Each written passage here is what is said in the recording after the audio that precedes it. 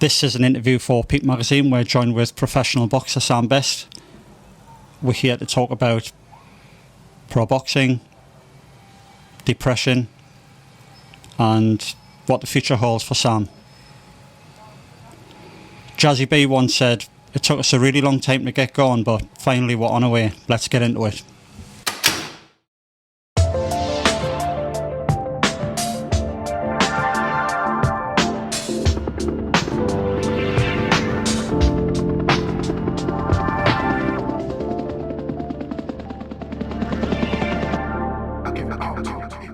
Sam, thanks so much for coming down, pal. This has been so long in the making. We've been chatting for a long time now, over, I'd say, the space of about 3-4 years, and we've been meaning to get you on the platform for ages. Well, you've already been on the platform like loads of times, but in recent years, not so much. What's been happening? Yeah. First off, appreciate you having us on. Literally good to be back. Yeah, you're right. Been meaning to get on for far too long, to be fair. Problem is, man, I've probably decided I'm coming back and then leaving the game that many times. It just got out of hand.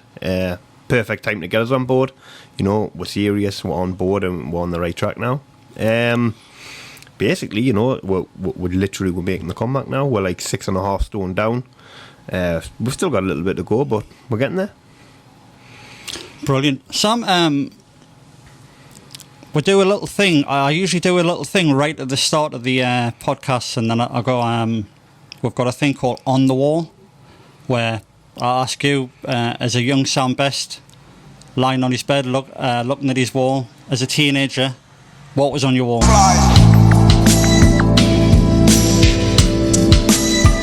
Yes, I know.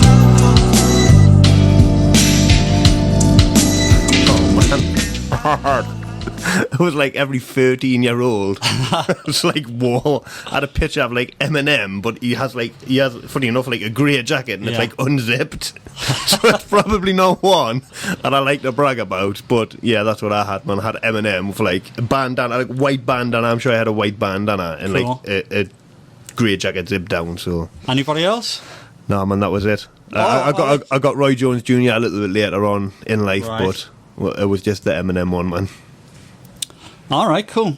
The last time we actually spoke, Sam, was at Newcastle Racecourse. Mm-hmm. And Newcastle Racecourse in Gosforth. And I don't know if you can remember, but I kind of caught you on the stairs, and you weren't in a great place. It was your first professional boxing defeat, and I seen you on the stairs, and I was like, you never lose, you learn. And I'm just wondering if you remember that night much, or have you blacked it out, or what have you taken from that night going forward? I think for probably the first 3 years I tried to block it out. It was just a disappointing time in life. You know, I'm not making any excuses. I got beat. It is what it is. But there was a lot of things in the background that were happening around that point. I didn't want to box. I didn't like boxing. I didn't want to be there. I wasn't training. I wasn't in the right mindset. But yeah, and it took us nearly 4 years to accept the fact that I got beat, and it took us probably 4 years to accept that it's a lesson. It wasn't a failure, it's a lesson, and that's how I sort of try and take it on board now. Yeah, you fought Christoph Gorlek, and I was there that night, obviously, but I was ringside taking some shots, and it just it's weird to say, but it just wasn't you in that ring. Yeah. I mean, listen, anyone who watched me career throughout my career, even sparring, knew that wasn't me. That was Sam Best at like 5%, if that. So that was Sam Best, fat, fatigued, starved, sitting in saunas for 3 and 4 days to try and get the weight off. It was Sam Best not training properly, not training hard. I just didn't take the sport serious anymore, and I just sort of fell out in love with the sport and thought, well, my talent will drag us through fighting, you know, a journeyman. It's just a journeyman. I'll be alright, and once I've got a harder fight, I'll train a bit harder. And I overlooked someone in it's embarrassing, but it's been a good lesson in life, because now I'll not overlook anything. There's people out there that are probably wondering what happened post that fight, because you didn't box anymore, and I just want to know what the story was, what the narrative was post that fight.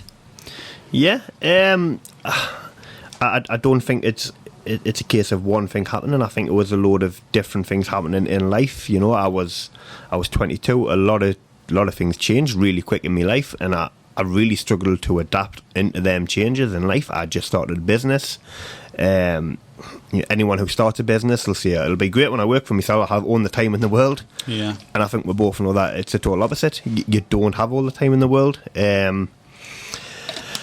I become very angry, and I pointed the finger at a lot of people. You know, I sort of thought it was his fault, or it was her fault, and it was their fault, and they weren't doing this. And in hindsight, it was my fault. And you know, I'm at a point in my life where I accept it. But yeah, I mean, the last 2 fights, you know, I took such a big break away from boxing, and when I tried to come back, and I was fighting, it was just a joke. It was embarrassing. It wasn't me. I didn't feel like me. I didn't like doing interviews. I didn't like doing the press conferences. I literally hated myself at that point in my life. I shouldn't have been there, but again, it's just, I was very angry, and I sort of tried to take the anger and keep going with it, where it was just probably the wrong driving force that I needed. So where do you feel this anger came from? Because it didn't seem present when we were first doing the interviews at the Jobs Gym. You seemed like full of beans, for want of a better word. Really eager to get in the ring, and you had Tink, you had Matty Jobs, Jimmy Johnson. You had this unit around you, and it seemed like there was like unstoppable Sam's best, you know. So what do you think was the catalyst to this kind of nose dive? Arrogance, probably arrogance. I mean, we as a team come in as an outcast. You know, it was, you know, I'd never boxed amateur. I was unlicensed. I only had 20 unlicensed, and I went pro, and it was sort of like, oh, he hasn't been heard of. And I'm not saying people were laughing, but the sort of people weren't taking me serious to a point where they should have been. And I think 2 and 3, 4 fights in, it was quickly, you know, noted that I was actually, you know, really decent. I was up there with all of them who were fighting on at that level. You know, Steve Cooper, he come from the same background as me, you know, and we'll probably put on the best fight of that show that night. You know, massive respect to Steve. I hope he's well, as far as shout outs go. But we did it, and you know, I know he was sort of from the same background, and was sort of, you know, a little bit outcast in that sense. And then I'd felt like I'd paid me dues at this point, and I thought, I don't know, I thought it would have took off a lot quicker. I thought money would have caught coming in. I didn't realise ticket sales were as heavy and as much as a burdened.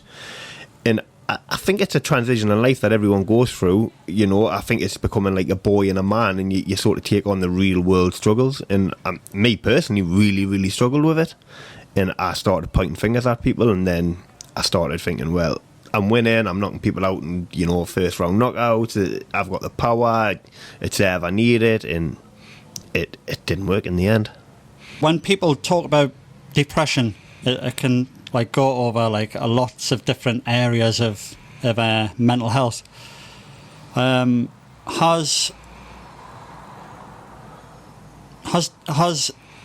depression always been with you, or did it suddenly come, and has it been something you've always had to deal with, or did you feel when you were training in the boxing, and then what you've just said there with you expected things to come a lot quicker, did the depression kick in then, or has it always been there?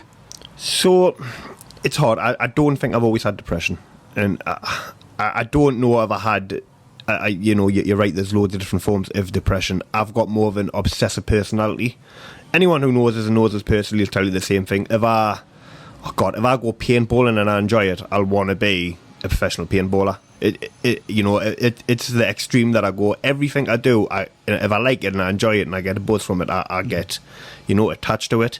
This is literally why I've never took a drug, because I just knew I would be like totally addicted to it. Yeah. But I've got that obsessive personality where I just get gripped onto something, and for some reason, somewhere down the line, I cannot identify the exact time. I sort of started obsessing on self-doubt, and I started hating myself and getting depressed, and I could put a smile on for everyone, I mean, Matty, Jimmy and Tink were none of the wiser, in all fairness, because I was smiling and they were like, have you done your run? I'm like, I'm feeling good, I'm feeling great, when in all honesty I didn't. I couldn't even look in the mirror at one point, because I just hated myself that much.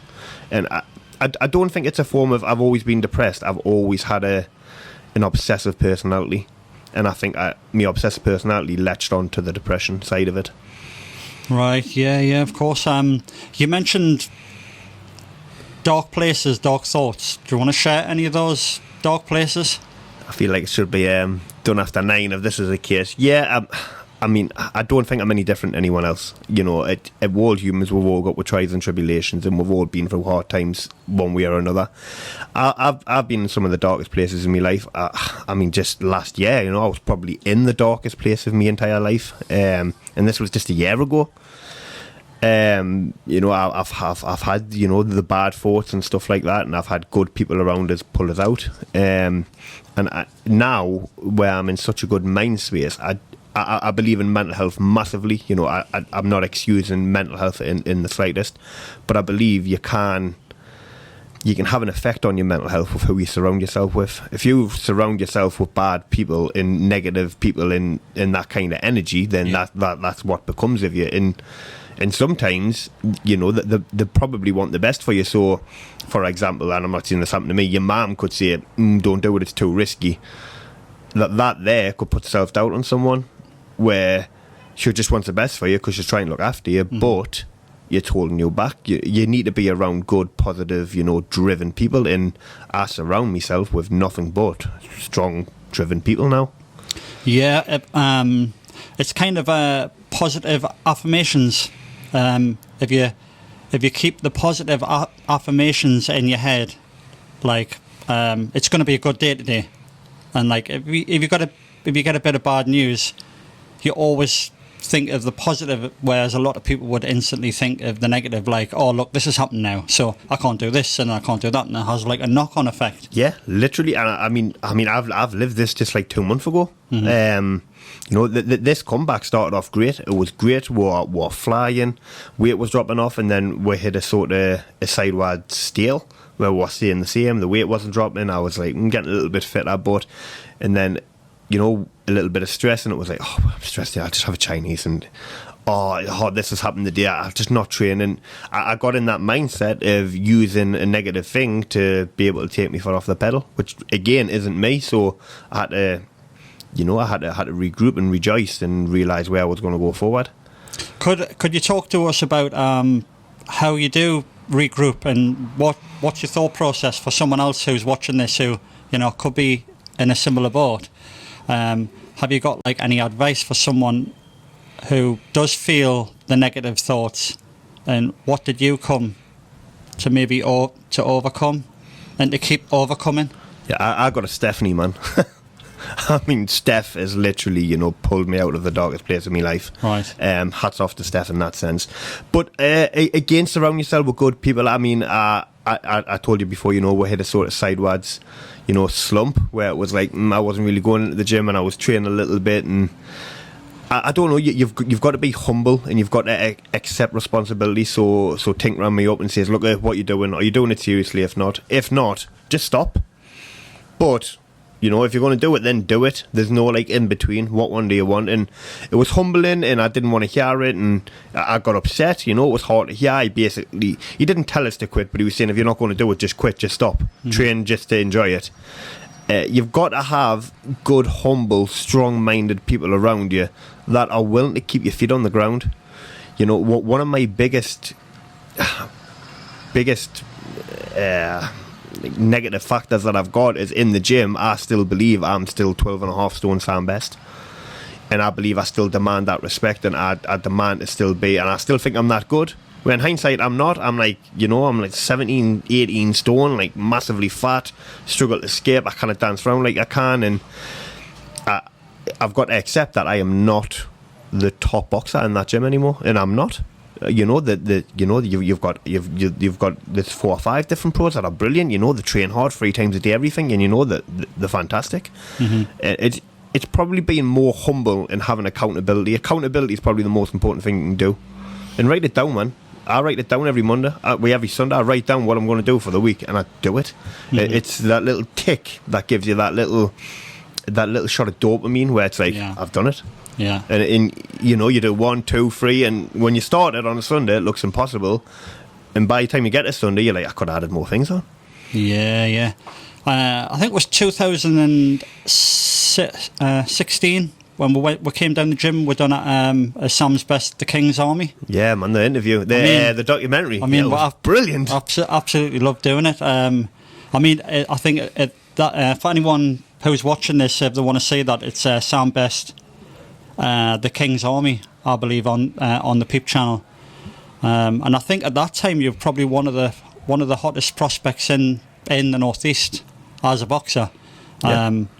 And then I'm just trying to think, fast forward to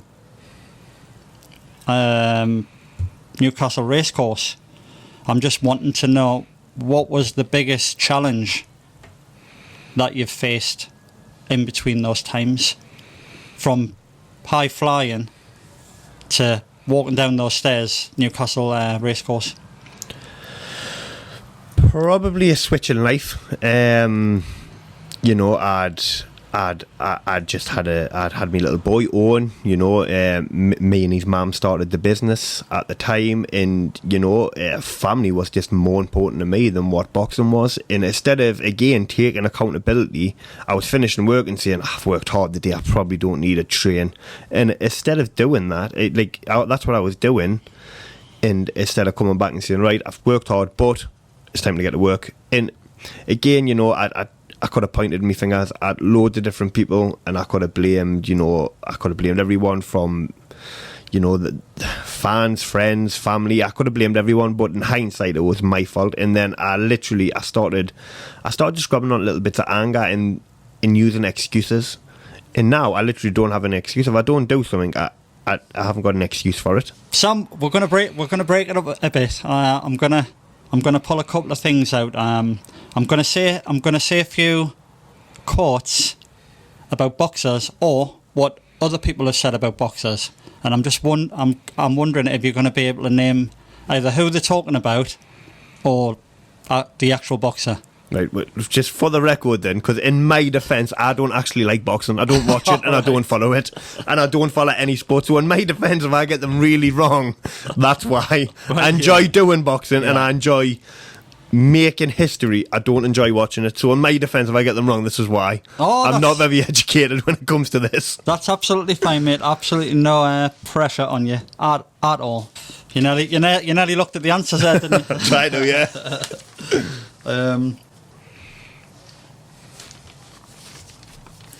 He said some words in Spanish, and I just knew those words came from the gutter. Who is the journalist referring to? I'm going to give you a few clues. Heavyweight, American, big in mid-90s. Bruh. He spoke Spanish. Yes, he said a few words in Spanish, but he's not Spanish. Oh, he's not Spanish. No. And the female journalist, so that could be another clue. The female journalist said, I just knew those words came from the gutter. Lennox Lewis. It's probably the only heavyweight I know. Of that era. Close, you're close. Who was it? Mike Tyson. Oh, I thought you said he was from the UK. No, from. Did I say from I thought you said UK, man. You might not have. I thought you did. We're going to go back a few years, and then a boxer said, "Sure, the fight was fixed. I fixed it with the right hand." Got to be Muhammad Ali, man. Close. Oh, George Foreman. Foreman. Terrible. You might get this one, a more recent boxer, but, well, very recent in the media. He's been retired for a few years, so that's a clue there. I fight for the Czech. I'm in the Czech cashing business. Mayweather? Yes! Mayweather's about that money, man. Maybe he had money, Mayweather said it. I'll just a couple more. I don't want to bore you, but I think it's quite fun, you know. But we're going back to the 80s. Was he even born? I know. Mid 80s. A champion from the UK, I believe. Middleweight. He famously said, "I did not expect to lose this title to a black man." Is that what he said? That's what he reportedly has said. You can't say that. Oh, man. Who do you think could have said that? From London, maybe 83, 84. Clever. Ben, mind you weren't born then. I didn't even know any boxers from that time, man. I'm sorry, mate. You're going too far back, man. Alan Minter. I don't even know who that is. All right. Sorry, I'm sure Alan. there's a lot of people out there know who Alan Minter is. Right, mate, I'm just going to give you one last one. It's one of my favourite boxers from a bygone age. He was one of the first, well, I think he was the first to achieve something in boxing. Heavyweight. I made a lot of mistakes out of the ring, but I never made any in.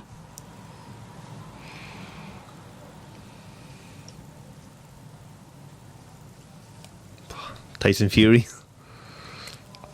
No, I'm afraid not. No. It was Jack Johnson. I shouldn't have that, man. I boxed with someone called Jack Johnson. Jack Johnson.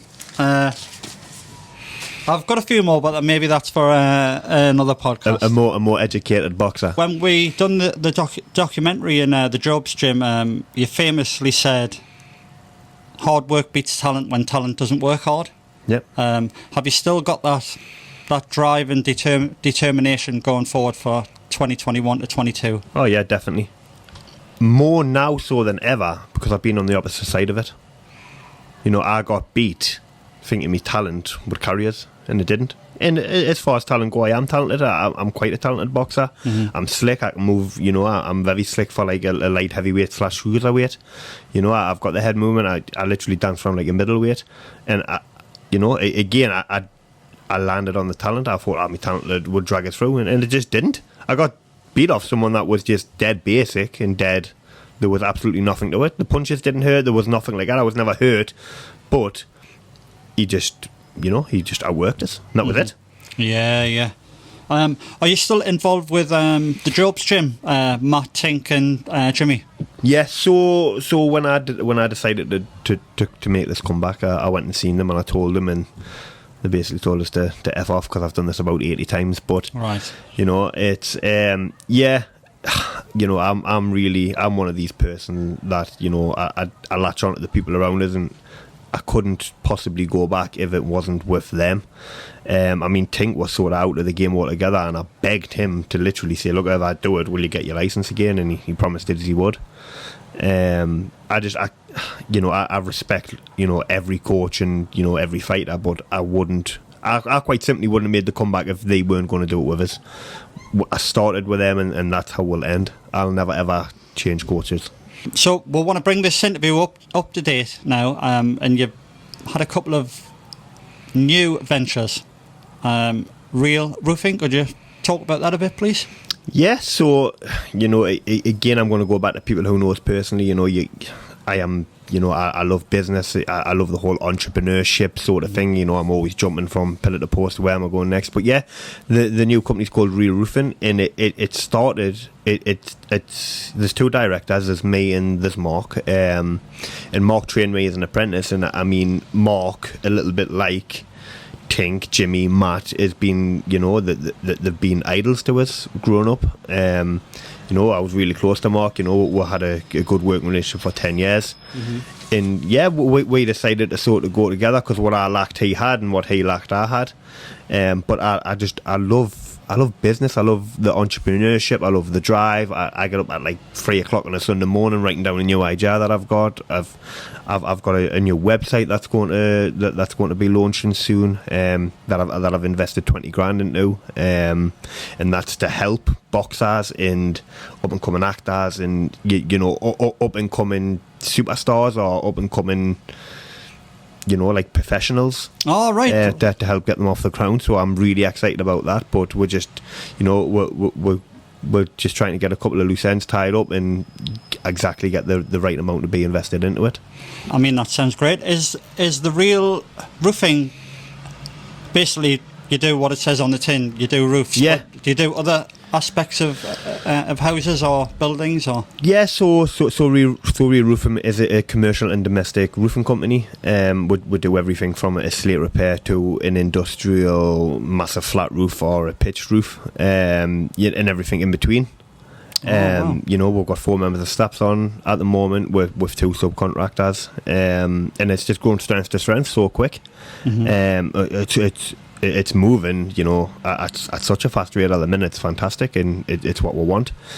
Obviously, I've been around business now for like 5 years, so I've built the contacts, and I've got it, and I've got a lot of friends in a lot of different places, and you know, I do a lot of networking. I'm constantly networking. I actually run a networking meeting at the moment, which is great. It literally, I mean, that started my first business and basically flowered it. Wow. I mean, as you were saying something off camera about you maybe want to get into inspirational talking and talking to large crowds and what's the word I'm looking for? Motivational. Yeah, and inspirational. Getting large crowds and trying to teach people how to kind of better themselves. Is that something that you still want to? Oh yeah, yeah, massively. I mean, I've wanted to do this since I've been a kid. Right. A lot of people have different outlets of how they escape and how they motivate and what they like. A lot of people listen to music. You know, a lot of people work out. There's a lot of different outlets. Me personally, I always find the most comfort at listening to motivational speakers. You know, Gary Vaynerchuk, Simon Sinek. The list could go on. Les Brown. There's absolutely loads. Eric Thomas. Tony Robbins, yeah. Tony Robbins, brilliant. But you know, and I just love it, and I feel like there's so much wisdom goes into actually what they say. It's just amazing, and yeah, it's one of the most important things that I've always said in life. Before I die and I leave this earth, I want to leave, you know, a legacy, and I want to try and inspire people. You know, I come from absolutely nothing. You know, we come from the worst of the worst. Me and my little brother, and I mean, he's in university. Really? He's getting scholarships. He got a scholarship into a private school because he's that intelligent. Wow. And now he's in Leeds University. I'm super proud. And obviously, I failed through school. I haven't got a GCSE, and I run 3 businesses. I just want to show that everyone can do it with the right guidance and the right people around them and the right drive. Yeah. You know, again, hard work beats talent when talent doesn't want to work hard. Yeah. I've got people who have got straight A's who work for me, and I failed. It's crazy, but yeah, I love to inspire, and I love being a good leader. Probably more than anything else. I love leadership. I love motivating everyone and being a good leader and just being a good person. And it's just morals that I've had since I've been a kid. Oh wow, sounds brilliant. Big shout out to Sam's little bro. The last time I seen him was at Job's gym when he was I think he was trying to get into boxing, or he was thinking about it. Yeah, I think he was trying to like sort of like do the same thing I'd done. Yeah. And I think we had a conversation where I was like, boxing's just, you're not a boxer, man. You're too smart. Right. But Kai's bigger than me. It's nuts. He's like Really? 6'4". Really? Yeah, he loves his basketball, loves his rugby, man. Again, super proud. Oh mate, I wish him the best. I do. Yeah, so I'm going to give away, courtesy of Star Pro Sports, I'm giving away a couple of boxing gloves, headgear, pads, hand wraps, and hand gels. Basically, I'm going to give away Star Pro 33 headgear. Going to give away that. And then I'm giving away these hand wraps. And these Star Pro gel mitts, I believe they're called. Going to give them away.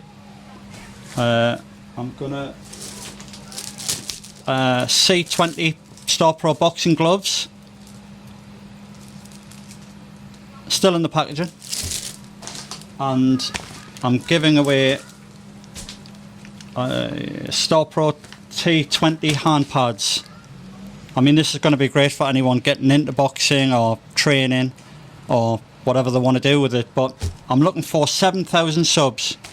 Once I get that 7,000, I'm going to randomly pick a subscriber. And I just hope that you're into boxing or you know someone who's into the fight game. And I'm going to just give all these away to the lucky person who subscribes to the channel. So I'm giving all that away, this fight pack. Thanks a lot. It's a good head guard, man. Is it? So I'm going to give all that stuff away. So 7,000 subs, so get subscribing and then them can be yours easy. Sam, what are your thoughts on the state of boxing now today? So from like the Floyd Mayweather versus Logan Paul, like what's your views on that? You think it's good for boxing or you think it's bad for boxing? It depends how you look at it, doesn't it? There's two sides to a story. In all fairness, it's probably going to bring more viewers to boxing, which is great. At the same time, it's embarrassing for the likes of Floyd, who's, you know, arguably one of the greatest of all times, to be getting in with someone that does YouTube videos, who's had one, but how they even get professional licenses is beyond me. The hoops I had to jump through was ridiculous. Yeah, I've always wanted to ask someone in the game. Yeah, you know? it's embarrassing. I mean, listen, that they both got paid a lot of money, but I think it was Tony Bellew. I was watching him on a podcast, and he says it's great till someone gets hurt, and eventually someone will get hurt.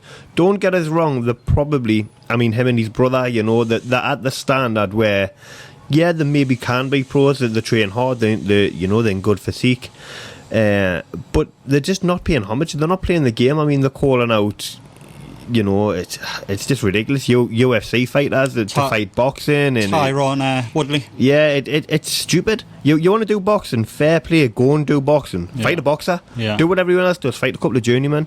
There's journeymen out there that would slap the two of them silly. Yeah. And they're just not showing any respect towards the sport, and I think that's what's getting to all the boxers. I mean, me personally, you know, you pay homage, you know, you just do, you show respect. Yes. You don't call fucking Floyd Mayweather out, man. Yeah. But at the same time, he's made like £20 million. I get in the ring with two of them for the same night for £20 million. Oh, of course. And it you know, I give my life up for boxing at one point in my life and never made a penny. And I was in it for like 2-3 years, and I literally give my life up. And you know, yeah, I was at the tipping point. It would have took off. In fact, you know, I was getting up there where eventually we would have started fighting for titles, and you know, we were working up to that point. But then you've got someone who makes YouTube videos who's just made 20 million by getting a boxing fight. It just makes you think, what's the point? Yeah, of course. Because I honestly thought that Floyd would say like, I'm interested, but why don't you go out and fight like 10 guys, like, and they gradually get harder and harder and harder, because when you're at the top of the tree, you're not going to fight someone, as you well know. When you turn pro, it's like an amateur coming up and saying like, oh, like I want a pro fight, but I'm in, like, do you know what I mean? It's like, but Floyd's like the top of his game. And he just jumps in the ring with someone. I mean, two fights. Yeah, I mean, Floyd says, listen, it's for money. He blatantly said, he says, me kids aren't going to eat my legacy. Fair play. Floyd's took more than enough money out of the game, and if he hasn't got any, I mean, Floyd has. He's a smart man. Put boxing aside, I've followed him on a business sense, and he's not stupid. Floyd has got money, he's got residual income coming in everywhere. They really want to be clever. Go and jump in with someone like Canelo, who will just not tolerate it. Canelo would just, I mean, Floyd kept him up for 8 rounds. He literally put on the show because it was good and it looked good, and they can do another rematch, and they can make another £100 million each or whatever. Where you get entertainment, isn't it? Yeah, exactly. But you get boxers, Tyson Fury, even Deontay Wilder. You get, Canelo's, Billy Joe Saunders. You get people like that are just boxing. Mm-hmm. They're not bothered about the money. Yeah, everyone wants paid, and we're all in it to be paid eventually. But we wouldn't let someone disrespect like that. And I just feel like Floyd's just tarnishing his whole legacy. Like, yes. Yeah, go and do an exhibition fight, have a bit of fun. That's great. But, the way the whole thing was just put together, it's embarrassing for me. Yeah, of course. Can I ask what your thoughts are with the trilogy fight with Tyson Fury and Deontay Wilder? Yeah, so I'm a big fan of Tyson Fury now, and I'll be dead honest with you, I wasn't at one point. Right. But Tyson Fury played a massive part in motivating me for what he accomplished. Yeah, of course. Basically, I'm not saying I went through exactly the same thing. He would have had different demons to me, but we're sort of done the same thing. I got to a point in my life where I thought I couldn't come back, and I seen him do it, and I'm like, actually, it's doable. Yeah. So massive respect to him in that sense. Been an inspiration to a lot of people. Oh, definitely. And I didn't like him at first. I thought he was a bit too corny. But the more I watch him, the more I think he's just dead real. Yeah, I think he'll just school Deontay Wilder again. Right. He's too intelligent. He's literally the equivalent to like a Floyd Mayweather heavyweight. He's too smart. Everyone thinks Tyson Fury's stupid. He's not. No, he's absolutely phenomenal when it comes to the nitty gritty stuff in boxing. He'll take what you got at and he'll take it away from you. I mean, he's an expert of the history as well. He's an expert on like every fighter, every weight. Oh yeah, exactly. He knows it all. He just knows how to get into people's head too. He's so mind strong. It's crazy. Mm-hmm. But it's a shame we don't see him and AJ. We will eventually. You think we'll see it? Probably. And I think my money's on Tyson Fury, if I'm being honest with you. Right. I think he's just unstoppable at the moment. Right. But I would have liked to seen AJ to oppose a Wilder, but fair play, Wilder probably deserves the trilogy fight. I just don't like the way Wilder handled the defeat. If you get beat, just put your hands up and say you got beat. Do you think it was the costume? Man. You just got beat. Don't wear costume to the ring. You just got. Listen, boxers go on 10-mile runs. We do workout for 2 hours. Wearing something on your body to walk to the ring wouldn't have affected you, not in the slightest. Yeah, mate, of course. So, we talked about getting back into the game, back into boxing. Is there anything lined up fight wise? Nothing yet. So again, I said early on in the interview that we hit a sort of sideways stroke, which was disappointing. But yeah, nothing as of yet. I've applied for my licence, so I just need to get back to the boxing board and explain what I've been doing for 5 years. Mm-hmm. Nothing yet. I'm hoping, maybe, I don't know, January, March time next year. Probably. I think that's when. I don't want to go in too early. We're still undecided if we're going to go down to light heavyweight, if we're going to go cruiserweight. I was 24 stone at one point in my life, so I'm losing, a lot of weight in general now, and I'm not getting any younger. Mm-hmm. So yeah, I think probably anywhere December, March time, I would probably say at this point. Right. Okay. Do you want to give your sponsors a big shout out, or is there anyone you want to shout out, Sam? Yeah, definitely. I mean, first of all, I'd probably like to give an apology to Tink, Matty, and Jimmy. To be fair, for all for the embarrassment that I put on with at that point in the time. So at that point, I'm sorry, and I promise I'll make up for it in that sense going forward. Massive shout out. Peter down at Marley Gym, he's doing a lot of one-to-one strength and conditioning with us at the moment. It's absolutely fantastic work. Really, really pushes us to my limit. And James Palmer, Jim from New Way of Thinking, New Life Thinking. Sorry, I do apologise. He helped me get through, some really, really dark times in my life. Anyone struggling, please, reach out to me. I'm more than happy to take a phone call and just sit and chat. There's always a bright idea, and Jim, sort of taught me that. And he literally trained us to rethink the way I see life, and it's worked. And how does anyone get in touch with Sam best? You just message me on Facebook, you know. I accept all friend requests and stuff like that in case you're, you know, fans of the sport and stuff like that. I always have. Just drop me a message if you ever want to just have a chat. I'm more than happy to give my phone number to you. You know, you can ring me anytime you want. I'm more than happy just to sit and talk about your problems. I've found, you know, just speaking about it just helps, you know. Like, listen, we're human. Doesn't matter if you're man or woman. I don't like all this man speak up stuff, women speak up. I don't like all that. Everyone's just the same. If you've got a problem, just reach out, and it's better to talk about it. Sam, thanks for coming down. It's been really great chatting to you, and I'm going to follow your career as I always have the last 5 years. We need part 2 of the documentary, man. That needs to be the next thing. Part 2. Yeah, mate. Anytime, the door's always open. Yeah, I appreciate the time, Cliff. I really do. Cheers, pal. Thanks a lot. Thanks, mate.